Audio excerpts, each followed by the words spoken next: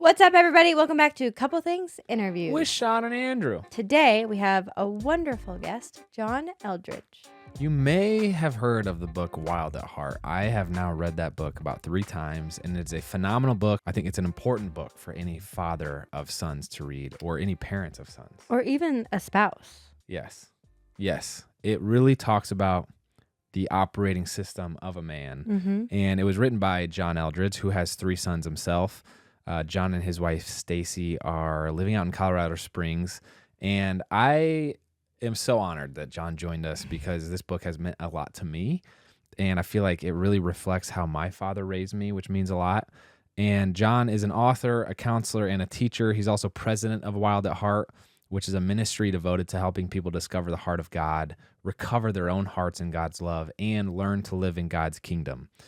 John went to Cal Poly and got a theater degree there, and then he worked at Focus on the Family for a while, got his master's from Colorado Christian, and he was working as a private counselor at a private practice before launching Wild at Heart. And he's big outdoorsman. He loves all the Colorado mountains and the beauty that has. Big into Shakespeare, which we talk about, bow hunting, cigars, all the manly stuff. But they also, at Wild at Heart, just came out with a series, which is phenomenal. You can find it on YouTube. It's just Wild at Heart, the series. Walks through different stories of men who have stories of redemption. And definitely worth checking out. It is really beautifully put together, and they have several of those videos out. So thank you, John, for joining us today. Thank you for the work that you've done. Thank you for the book that you've written. He's actually written several books. I just read another one of his called Fathered by God, which kind of walks through the different phases of manhood. It's just nice to have kind of like an awareness or a framework of vocabulary that you can use as we navigate raising sons, as I navigate what manhood looks like without a father, as I navigate what it means to be a man in general. I think it's an important topic. So hope you listening learned something. Did you have any takeaways? I just think he spewed so much wisdom, especially as a parent to both 2 boys and then a girl. He was able to kind of simplify the complexities of raising both sides in a way that really clicked for both of us. And I just felt like we could have talked to him forever. So if you want to find out more about John and what he's up to, we'll link his information down below. His books, the Wild at Heart series, his podcast we'll include down there. And we hope you enjoy this one with John Eldredge. John Eldredge, it's a pleasure to have you on the show. I want to start with an oddball question here first, because I hear one of your interests we actually share. And the question is Shakespeare real? Was he actually a real poet or not? I need to know. Yeah, I think the case that he didn't exist is pretty slim. What's really interesting is the case is, was he a believer? Is a really interesting question, because he was a Bible translator for part of his work. So I read a book by Bill Bryson, who's a wonderful author, all about Shakespeare. Yeah, it's a great book. Yeah. And it made me super interested in Shakespeare, just because it's like, man, the guy was a legend. No one wrote like he did. And to this day, like, everyone still kind of rides the coattails of his style, it seems. But anyway. Yeah. You also kind of look like him, but that's kind of a side note. I don't know if that's... I feel like he looks like Shakespeare. No? Okay. Shakespeare or a desert father. Yeah. Yeah. Well, we were just talking off camera a little bit. We have 3 kids ourselves. Our oldest is a daughter. She is this wonderful, beautiful princess, super into fashion. She's 5 years old and picks out her own clothes. It's amazing. Oh. And then we have 2 boys, a 3-year-old who is, the book Wild at Heart, it feels like... epitomizes our son. Epitomizes Jet is his name. And a 10-month-old named Bear, who also seems to be like he's ready to go and just conquer life. But I just want to say thank you, because reading your Wild at Heart, watching the Wild at Heart series, which I know recently launched, and for those listening who haven't seen that on YouTube, definitely check it out. It's about different men who have experienced brokenness and then come to be redeemed. But then also Fathered by God is another book that you wrote.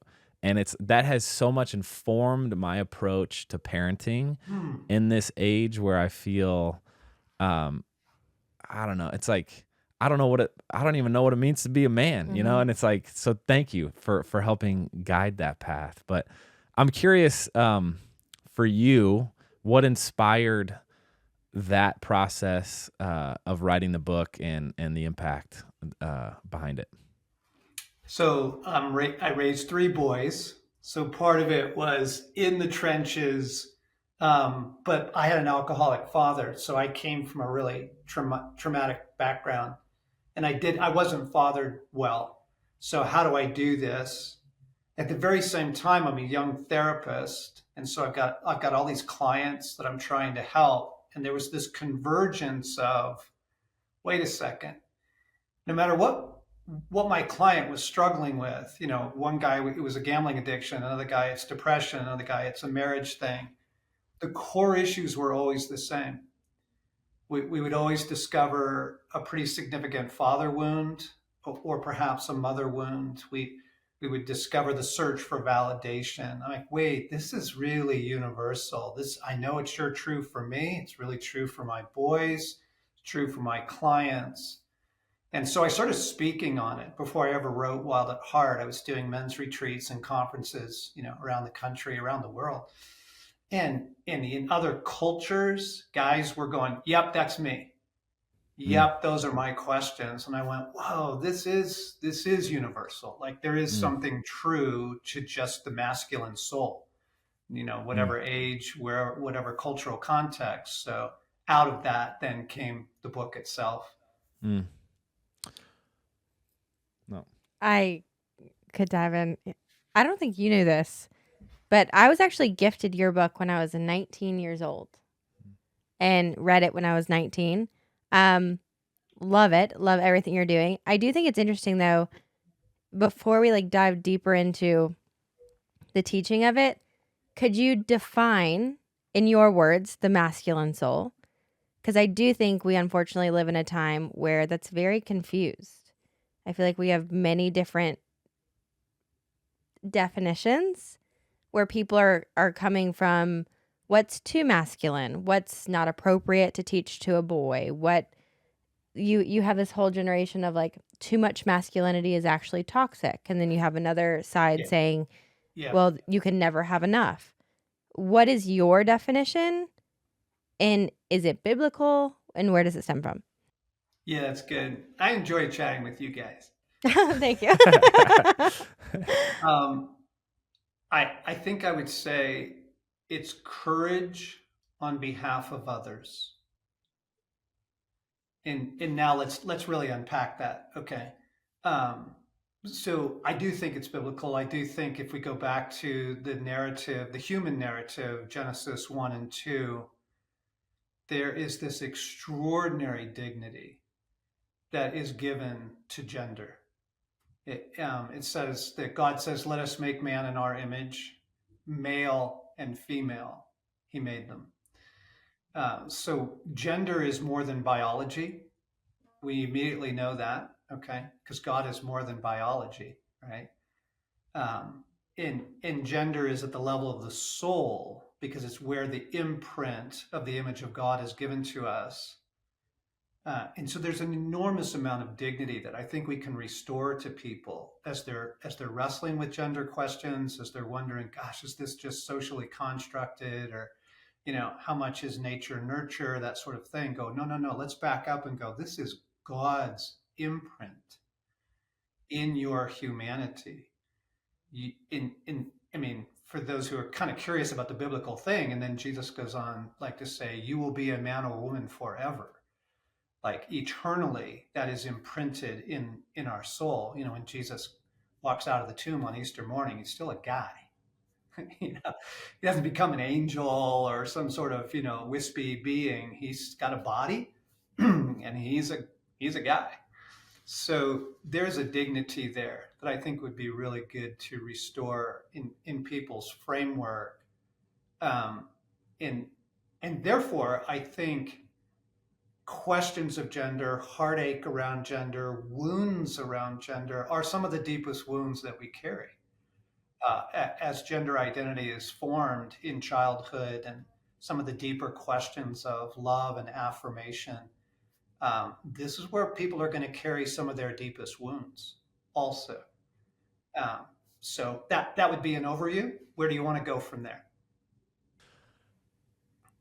What do you think is the source for the modern pushback, and maybe it's a tale as old as time, against this concept of God making us a certain way? Like, what is it about us that wants to push back against that?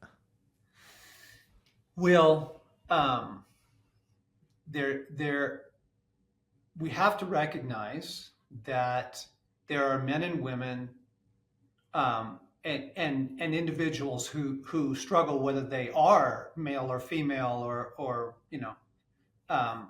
they um, who have endured a great deal of pain because they didn't fit the gender mold. So like our middle son was a really sensitive boy, and he cried very easily at things.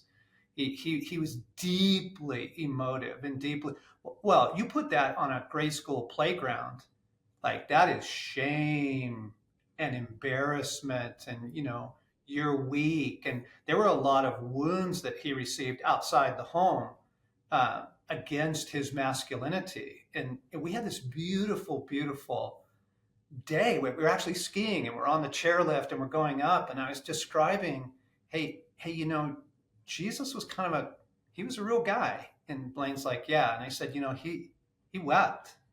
Like, he had a lot of emotions. He was a deeply emotive man. And King David, he was a real warrior, but he had a lot of emotions.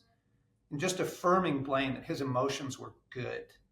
And it doesn't mean he's not strong and brave and true also. He is a man. But he was really assaulted there. So let's just recognize, there are women, and let's go to athletics. There are women who are like, I don't want tea parties. I want to get out there and crush it on the soccer field. There are things I want to do. I'm a climber, and I don't want to be at the dress, store. I want to be out on the rocks. So we've got to recognize people have struggled with square peg, round hole. Okay. However, I think the deeper issue is this, you guys. Over the course of several millennia, but particularly in the modern era, we have really exalted the self. Be the best version of you. That's kind of the latest. We've exalted the self to such a degree that the self gets to define itself. And what I want to point out is that the rise of anxiety and depression have followed right along with that choice. You make the self its own source of meaning, validation, orientation, purpose. That's actually a crushing burden to put on the self. So we have now a culture of the offended self. And you can look at it in politics. You can look at it, on social media. I mean, you guys, post an opinion about raising a dog, like dog training, and you will be met with this fury of offended selves, right? So having done that, I think the self is like, well, maybe I get to redefine even at the level of gender. Maybe I can choose whoever I want to be.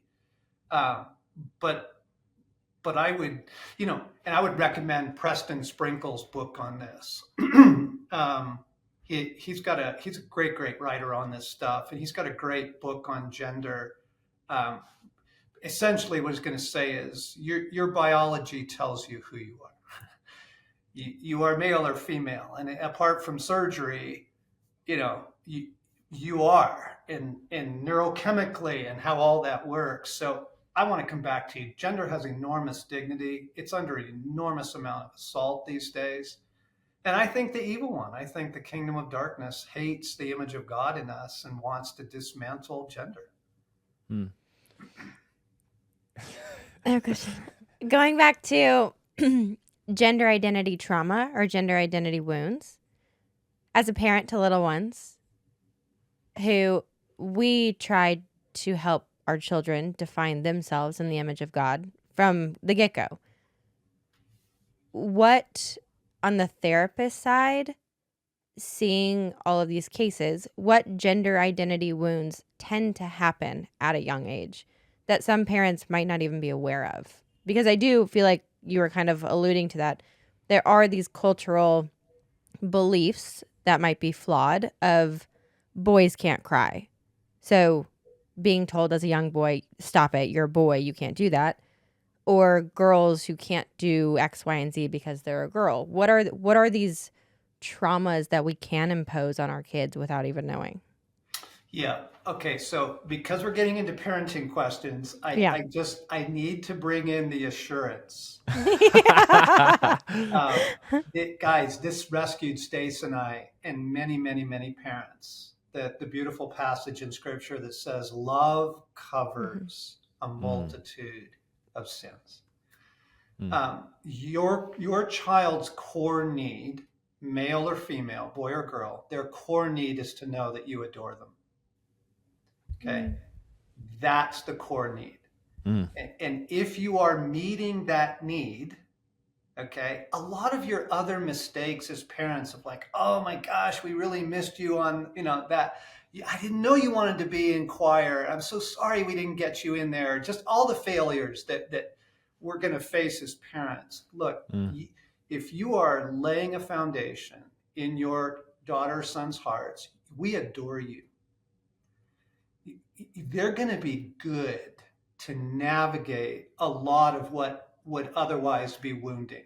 Okay, they're going to be good because if that isn't there, then the uncertainty, and the lack of attachment, frankly, it's fundamental attachment, will make small things very wounding. Okay, so if you're lay that foundation, everybody, love covers a multitude of sins. Just okay, so the wounding tends to come in what would be gender stereotypes. So like boys can't cry, you got to be tough, get up on the field, suck it up, do harder. Girls, tomboy isn't feminine, right? She wants to get dirty. She wants to play in the mud. She wants to ride motocross. To recognize that there is a beautiful femininity to be found in bravery and courage. Okay. mm, And to affirm that and go, sweetheart, if you want to get out there and ride dirt bikes, that's where we're going. And to identify, because this is the key thing of parenting as well. You need to delight in what your kids delight in. And I missed my son pretty bad. Our first son, I missed him really bad with video games because mm. I hate video games. And I think they're a waste of time and yada, yada, yada.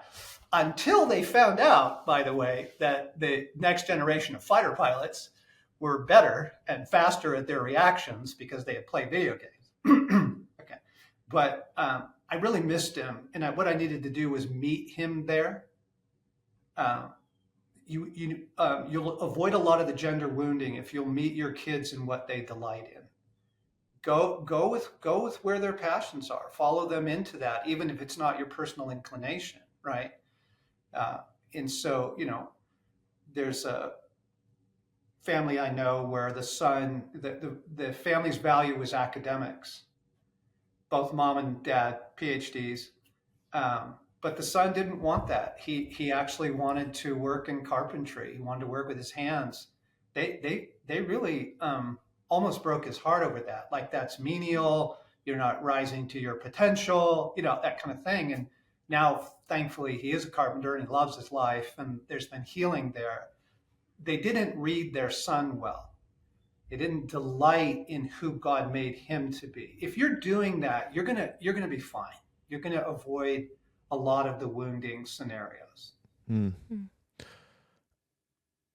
So the stereotype, it seems like there's like a bit of a tension because there is there is this definition of a man as built by God, right? But you're saying that doesn't mean this is the one style that results in. It's the expression of a man can look a million different ways, is what you're saying? Not a Or million. okay, okay. Not a million, because this is helpful to say that. That's a really helpful question. We're not saying it's just anything and everything. Yeah. There are some pretty core attributes that I think are essential to masculinity. And I named the core, the idea of courage on behalf of others. I think, but courage for one man is to finish grad school. Mm. Courage for another man is to join the military and serve his country. Courage for a third man is to have children. Like, there are a lot of parents that are terrified to have children because of their own personal trauma stories. They don't want to repeat generational legacies. Sometimes the bravest thing you can do is become a parent, right? So I think that there is something deeply embodied in the word strength as well, Andrew. I think there is a soulish strength that that a man embodies in ways that, now for some men it ends up being physical activity and risk taking and let's go skydiving, let's be archery hunters in the wilderness, let's do those things. But I would say, okay, let me actually say it this way. This will be more helpful. Because strength, okay, what is that? I would say passivity in any form is antithetical to masculinity.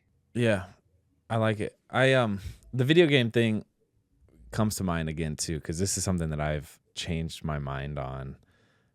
Your book sparked this deep interest in the topic of manhood for me, along with I lost my father coming up on 2 years ago, and then that, like, I was like, oh shoot, I gotta be the type of father to my sons that my father was to me.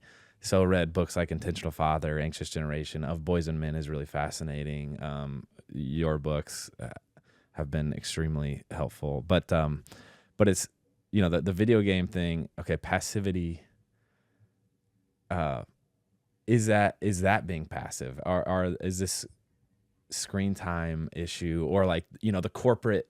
I have a lot of peers that are like resistant against, I'll never work at a desk job. I never want to work in a cubicle. I think they kind of interpret that as like a lack of adventure or like or somewhat passive.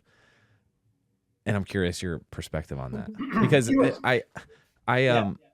it seems like there is the social constructs of gender are wrong in the sense that we're like, I think we're associating the terms wrong, right? So like passivity to you means something different than it would to me, or like a man crying to you, if socially it's maybe not seen as manly, but as you define it, it is like, no, it actually is a type of courage in some ways. So it's almost like in the semantics of it all. Sometimes it is, yeah. And I think that especially in the social debate, it is.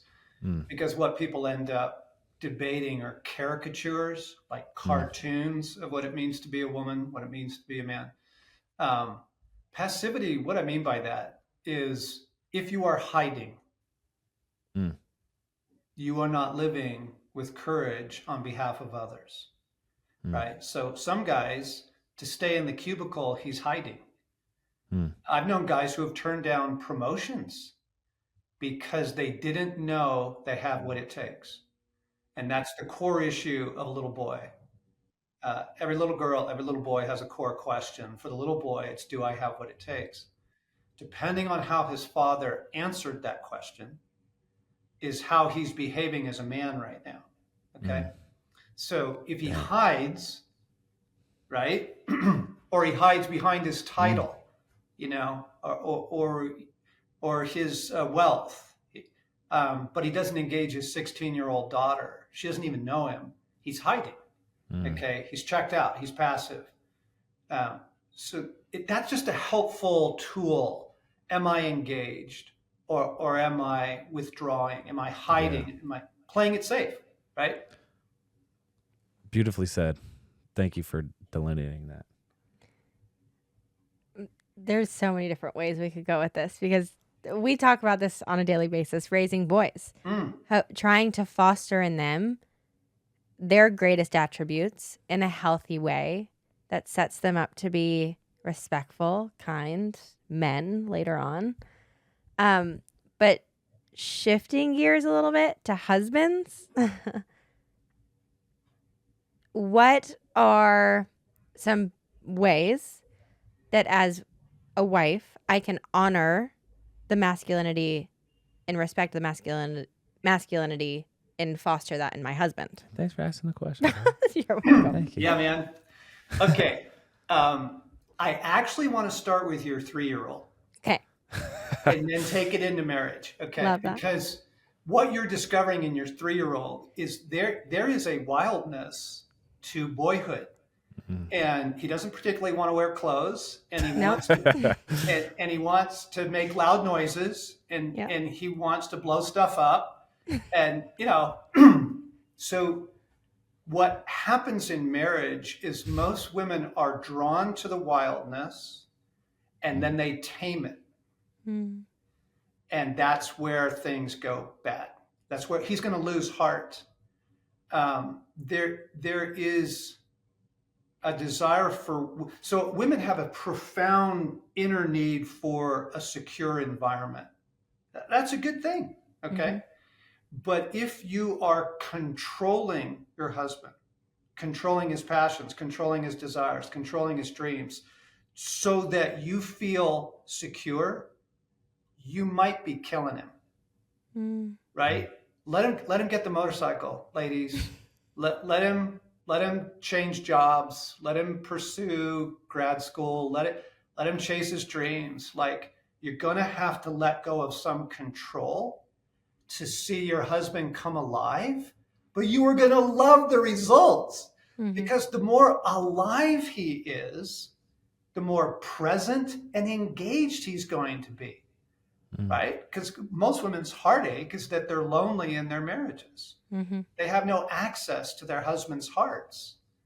Well, you don't want to play a part in that, of shutting his heart down, right? You want to be part of calling his heart out and up and into freedom.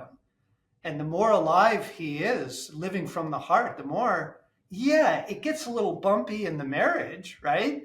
But it's better than control. Ladies, it's so much better than control. Beautifully said. Dang. I'm so thankful for the way you've thought about this topic. It is, it almost, I feel like I have permission to raise my son in a way that allows him to. Yes. Our son learned how to ride a bike when he was like 1.5, and then we got him on this little electric, and then no pedals, and then he learned how to ride this like little electric motorcycle. And people, I don't know, we're get like, wow, that seems so dangerous, and I'm like, yes, it is. It's like, but we're not being reckless. It is like we're parenting from a slight distance, because I don't, anyway. So thank you for giving this type of permission. The freedom of self topic is fascinating. Tim Keller did this really interesting series about identity. I don't know if you're familiar. It's modern identity versus traditional identity versus biblical identity. The traditional identity is, think like Spartan 300s. Everyone wears the same thing, does the same thing. And it's, if there's tension between the individual and the tribe, then the individual abides by the tribe's rules. Yeah, tribe wins. Yeah. Modern identity is, if there's tension between the individual and the tribe, then the tribe is wrong, and that they should adhere to my rules as an individual. And then there's this like really, tough to peg down in some ways, but the biblical identity, Mm-hmm. as I'm defining it, probably slightly different than Mm. Keller may have, but like it is this full freedom of self that God has made us. He has made us an individual with like this beautiful responsibility or calling to the tribe to contribute, and it's like Exactly. how do those things actually build each other up? So yeah, I love how you put that. But the back to Wild at Heart, correct me if I'm wrong, but I believe the goal of the ministry is to create a type of wholeheartedness. Yes. And I'm curious what you mean when you say that term, wholeheartedness. I don't think most people know that the purposes of God is the restoration of their humanity. Mm. I don't think I think they might understand, well, there's justice and service, or there's compassion and generosity, but those things love flows from uh, the healing of your humanity. So the combined consequences of human sin and the sins of the tribe, okay, and the assaults of the kingdom of darkness, every human being living in this world right now is living in some state of trauma. Mm. It might be fundamental lack of attachment to their parents, and now that's expressing itself in adult isolation. It may be a whole host of things, but um, when Jesus walks onto the scene in Luke chapter 4, he quotes Isaiah 61. He said he could have chosen, a million other verses, like almost literally a million other verses, but he chose to say, I am here to heal the broken and set the captives free. The intentions of God is to get us back to Eden, right? Wholehearted humanity living in partnership with God for the great enterprise, of human creativity in partnership with God. So that's not taught clearly in most gospel settings. Some version of what the tribe expects is usually what's taught. So if you're in a real fundamentalist background, it's these moral rules, or if you're in a real social justice, environment, it's, service. But God's intentions are to recover what was lost. The Son of Man came, Jesus said, to seek and save what was lost. And so when I say by wholeheartedness, I mean so let me first say how that happens, because it'll help to reflect what wholeheartedness is. The soul is healed through union with Christ. He is the vine, we are the branches. Human independence doesn't work because you're like a cut flower. Like you have no source of life. And you might look good, for a while, but that flower is eventually going to wilt. You need to be attached to the God who created you. The soul is healed through union with God. And as Christ permeates our being, in some instances, we become more brave. In other instances, we become more patient. In some instances, we become able to move towards people. In other instances, we're able to move away from people when that's required. Like what is happening is we are being conformed to the image of Jesus, right? That's the goal. You see in him unbroken humanity. This is what we get to be, but only through a restored union with him, not by personal effort. Would you say that's the goal of your life is wholeheartedness, or that's the style of your life?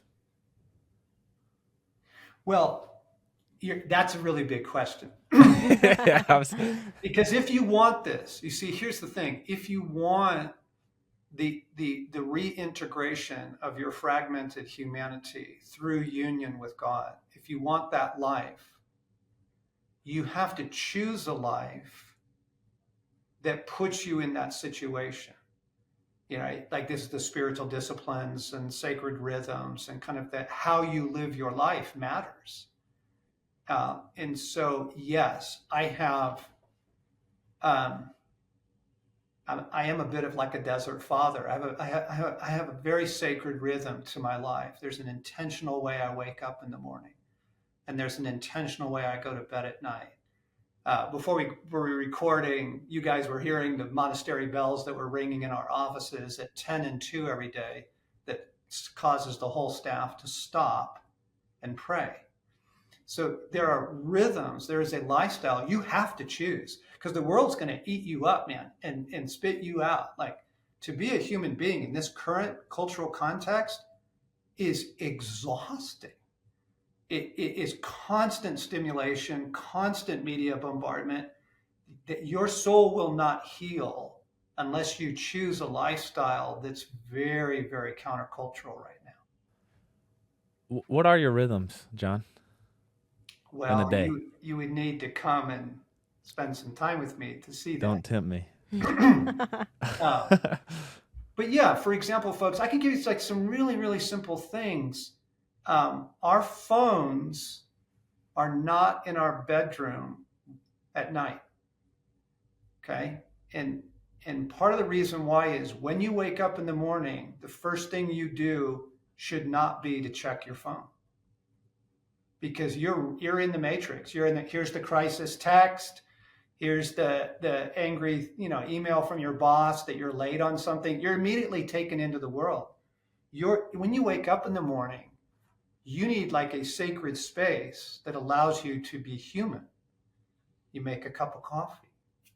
You put on some beautiful music. You say your prayers, right? Before you get into the world. So that would be one example. My mornings are early because I enjoy that. They have no media, no technology, and it is prayer before anything else, right? And same thing with our evening. At the end of the day, Stace and I will close our day with worship and prayer and communion. We have the sacraments almost every night because of the healing effect on the soul. Because of what it does. Does everybody resonate with that? Like, if I'm not a Christian, do I understand what that means? Do I agree with the healing effects of the soul? Well, this is the really fun thing. So, what the neuroscience is beginning to show is that all of the ancient practices work. Like it cracks me up, including human fragmentation. So this is, the big discussion in trauma now is trauma fragments the soul. Everybody knows that. How do you heal that? But you have Isaiah 61 when Jesus says, "I've come to heal the brokenhearted." The Hebrew is leb shabar. It literally means human fragmentation.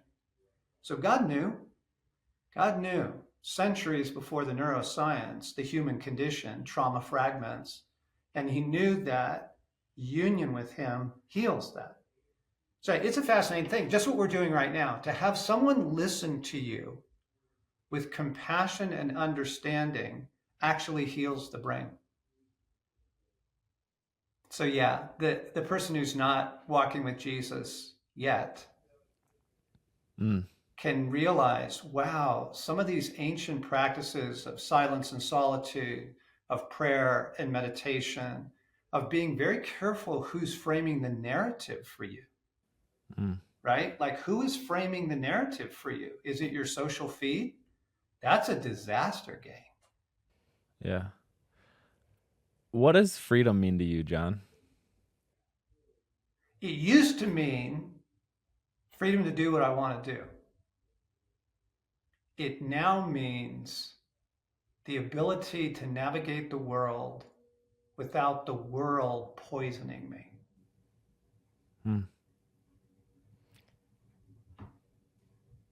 I'd say you've touched on so many topics that I know, guys. We literally know. no. I'm throwing stuff at him. We go through so many philosophical debates on all of these questions and ideas daily. We were literally talking about just the political climate this Yes. morning, of how Yep. it's really disheartening to me that this idea of what you're just talking about, having someone compassionately listen and understand and be curious is the way we talk about it. But to see the complete opposite, the evil that's taken over, where people are no longer curious. Yeah. They're just hateful. Yeah. There's no way I could ever sit down and ask you a question because you have a different belief. Is contagious. And Andrew and I talk about a lot how the question you brought up of, if I'm not a believer, does this even make sense? It's that concept of like, we obviously are eating this up. We love everything about this. This is our foundation in our life, where we read about this every single day and we are believers. But how do you take your neighbor who's not a believer, who's wound up in this evil, who isn't curious enough to have a conversation, who is restricted by this belief that if I become a believer, I'm giving up my freedom of self, my freedom to do anything that I want, which I feel like I'm granted on a daily basis. How do you even get them to open the door to these ideas? Well, Jesus has this great line where he says, "You will know them by their fruit." You can test anything with that. You can just ask them, "So how's it going? How's it going? Being spun up by politics. Do you like that condition of being really spun up right now?" "No, I hate it. It's frying me." "Did you know that anxiety and depression rise in direct correlation to the amount of time you spend on social media?" Maybe. And you can just, like, this is actually discipleship of a pre-Christian. You can say, maybe you should cut down your media intake. In fact, right now, I think you should just get off all media, get out of the election news right now, because you're literally putting yourself in a constant state of agitation. It's not good for the soul. Why don't you take your dog for a walk? Really, it's like basic discipleship. You're teaching them to disentangle from the world. Right? And so you asked, John, what are your sacred rhythms? For example, my media intake is very, very small. I'll check the headlines. I'll take a quick look at a couple different news sources in the morning after my prayers. What's going on in the world? What do I need to be praying about? But I don't live there, because if you live there, that is guaranteed going to spin you up. Going to fry you, and it gets to shape the narrative for you. Right? I think for you to listen to your neighbor with compassion and go, yeah, these things are really upsetting. They really are. Why don't we play cards? Why don't we go play pickleball together? Why don't we let's get out of this?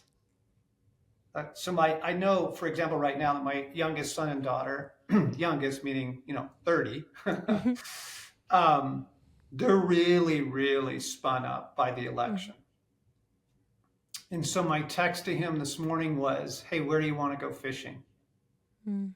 I just had to get him to literally change the direction of his attention, right? And put his attention on something joyful. Yeah. It is the neuroscience of it all. So we're in the process of writing a book, and just in our line of work, I felt compelled to go back to school, and I'm working on a PhD in psychology and doing it through Liberty University, which I went to Vanderbilt for undergrad and for business school. Never had a biblical worldview of education. It has been so delightful. Everything we do, you have to tie it back to scripture or the biblical worldview. And it really is incredible to see all of these Silicon Valley gurus saying, hey, digital Sabbaths are in, or you should look into this. And it's well, the Sabbath has really been a thing for a while, buddy. Or shared table, eating together. It's all this science of how good the effects of that are. It's yeah, well, this is rather a biblical concept. And it is even prayer it's like we have a buddy who, like, we're doing this book together, and it's the power of a praying husband. And anyway, it's like he's saying how positively his marriage has been affected, and I don't think he would say he believes in Jesus, but I'm like, yeah, well, think about it. It's amazing because you're stopping and reflecting. You're stopping and like almost vision casting. Like, what do I actually want? You're stopping and like there's this aspect of humility, regardless of if you believe or not. And it's and then it's like you add on to that this aspect of miracles, and like that God is actually in control of that conversation. And anyway, it's like there are these wonderful tangential side effects of these biblical practices, and I think they come so much more to life when you actually believe with your heart. So anyway, it's been cool to dig into that a little bit. Yeah, isn't it? It's really beautiful. Yeah. So one of the books you wrote was Get Your Life Back, all about technology, right? What was your conclusion with that? Get Your Life Back is about sacred rhythms. Okay. It's about living a life that is designed by your choice. You're making deliberate choices. Here is my lifestyle that results in the life you want. Peacefulness and generosity and love and intimacy with God. You have to choose that. It's not just a Sunday experience or even just morning prayers. That's not enough to sustain that life. What's fascinating is Get Your Life Back came out right before the pandemic. And then everybody got trashed by the quarantines and the fear and the narrative and, all of that. The hostility, the deep cultural divisions. There is a way you can live that that your humanity is designed for. There is a way things work. That's like one of the most fundamental lessons of childhood, right? There's a way things work. You can't put your hand on the hot stove, right? You can't ride your bike with no brakes down the big hill. Right? There's a way things work. And that's true of how God created us and how he created our union with him to work. And so if you'll choose those sacred rhythms, one of the really surprising ones to people in Get Your Life Back is beauty. I talk about the power of beauty in our humanity. Beauty heals the soul. Beauty heals trauma. Most people don't surround themselves with beauty. Like, listen to beautiful music. Make your home or apartment a beautiful place to be.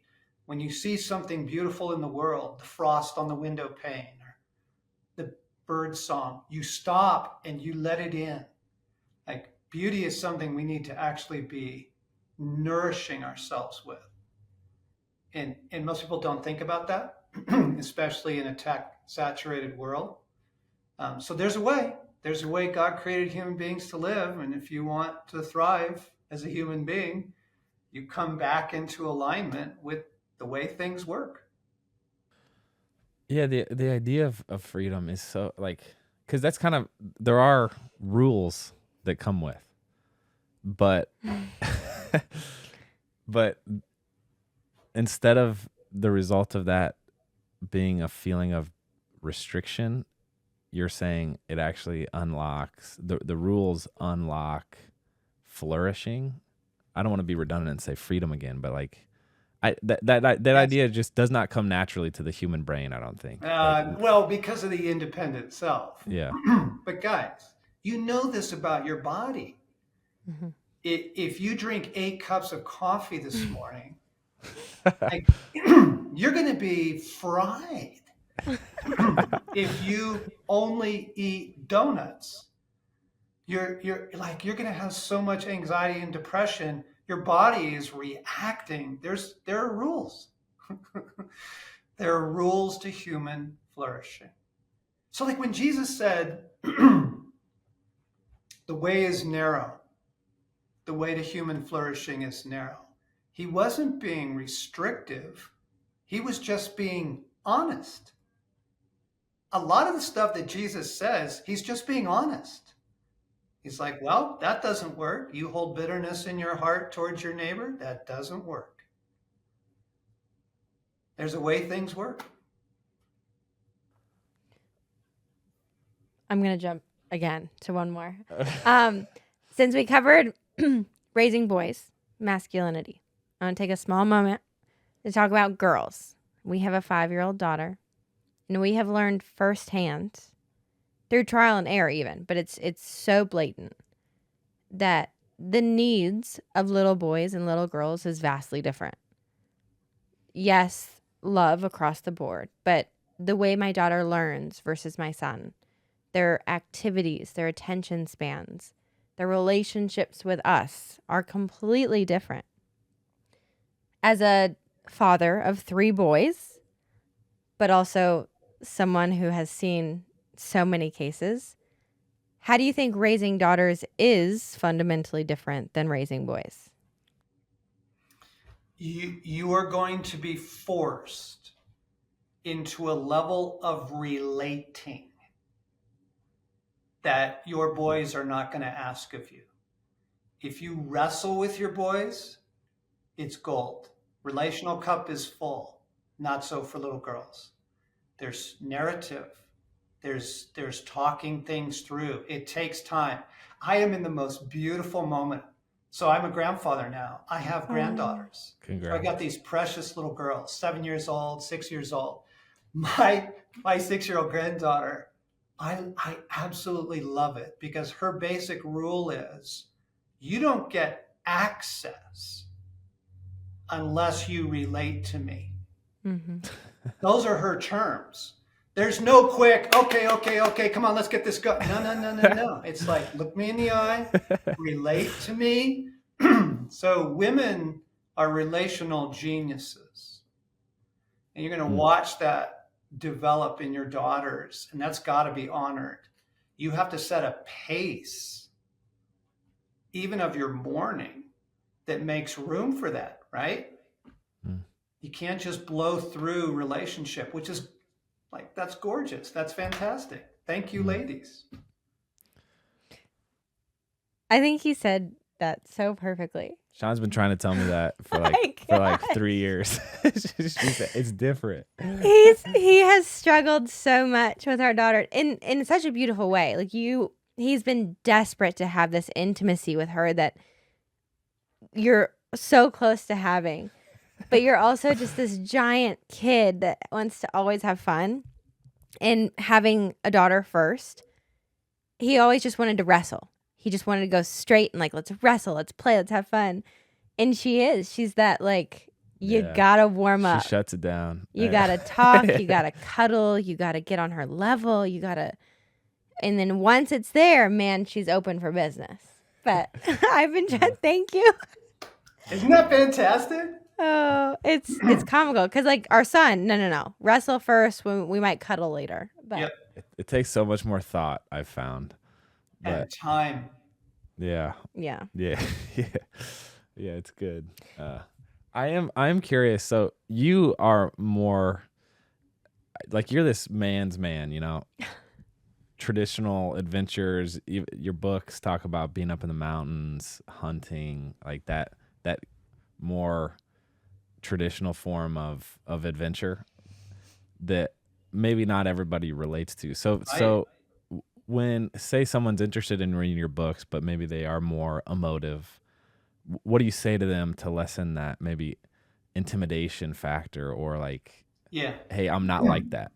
Yeah. I would tell them that, hey, this isn't about becoming a lumberjack. He's actually a really sensitive guy. Yeah. And what the phrase I like that John uses is warrior poet. You have to be both. Yes, there's courage, bravery, but there's also sensitivity and intuition that are part of the masculine soul that need to be cultivated. I think you can say things like that. I think say, you're going to be really surprised by this book because this isn't about college football. Do Yeah. you Well, I was just going to ask him about the series and how many of these videos do we get to watch? Is it just ongoing? I hope so, because I think 5 have come out so far. So season 1 is 5. Yeah, Okay. 5 episodes. And what we wanted to do was we asked ourselves if very few people read anymore. And just the whole book world is not what it used to be. Human attention span has literally been eroded by the internet. That neuroscience shows that too. If we were to start today, what would we do? We said, we tell stories. We tell stories through film. So we went and found some of our closest pals who we knew were reliable. Their marriage is not blowing up. They don't have a secret hidden life. There's no addictions here. We asked them, can we tell your healing story? Because they came from brokenness into healing through a journey. Like, can we tell your journey? Can we tell your story? And so that's what Wild at Heart, the series is, are these beautiful, beautiful films that take people through a narrative. Right? It's not teaching, it's storytelling. And it's a look into somebody's life. And what's so beautiful, this is fascinating about group therapy. If you're sitting in group therapy and you are not the focus of attention, you get 70% of the healing. Have you run into that yet in your studies? Not that. That's fascinating. Oh, it's fascinating. Yeah. That's why it works. That's why that's why small group works, right? It is. So when you hear someone else's story, it helps you understand your own. And so that's why we put these stories out there. So yeah, season 1's out, and we're praying about season 2. Man, they really are beautiful. The stories and the cinematography, just extremely well done. So, thanks. Yeah, no, great job on that. We'll link that for the listeners to check out down below. Thanks. But I'll just close, and you can ask maybe one last question. I mean, this stuff matters so much, and your engagement in this topic is really, I think, courageous and impactful. If for no one else but me and my family. So thank you. And I, you just look at the statistics of men and how they are faring in today's world, and the education graduation rates are declining. The imprisonment and crime rates are increasing. Suicide rates between male and like there is a statistical difference between males and females. And I think you talking about what does it mean to be a man is part of the solution to help alleviate some of those problems. So thank you. Yes. Yeah. Especially to say to guys, it's not an embarrassment to be wounded. Because men experience any level of brokenness as shame. But if we can get that stigma off of it, and we can get guys into healing context, we can heal guys. But okay, so sorry. No, I know I could talk for another 7 hours with you, John. But it is so like the men don't cry. I think stems from that idea that, hey, maybe I don't have what it takes, and maybe the tears are an indication that I don't have what it takes, or maybe my brokenness is an indication that I don't have what it takes. But I think working through all of the emotions and all of the difficulties is like just that practice is what it means to have what it takes. It's not like having what it takes means to be perfect. Yep, that's right. It's not I'm making the most money and I'm the most athletic and I'm living in the biggest house. It's like, no, I have what it takes to take the next step. And continue. Anyway. And to have the courage to let people into your story. I just wanted to ask about your new book coming out in March, Experience Jesus Really. Give us just tell us about it, because we'll be the first to buy it. Well, God is not an idea. He's a person. And he is a highly relational person as witnessed by human beings, right? If we bear his image, people have not experienced God. They may have heard about him. They may have read stories. They may pray. They may study the scriptures, but most people have not had an experiential life with God. But Jesus came to bridge that gap. The whole idea of him showing up in humanity and the incarnation, his presence. The wonderful news is you get to experience Jesus every day. You get to experience his help, his presence, his joy, his protection, if you engage it, right? If you, just like everything else we've been talking about, if you will engage, you can have a phenomenal life in God. That's what the book's about. Love it. What a delight this hour was. Thank you for the time, John. Wasn't this fun? It was Gosh. fun. Yeah, we could keep going. We could. I We know. could. But I know you have your normal rhythms to get back to, and thank you for including us in that today. So for those listening, if you want to learn more about John and his books, also the Wild at Heart series, we'll include some helpful links down below. But this was an absolute pleasure. Thanks, guys. It was an honor to be with you. Thank you. Thank you.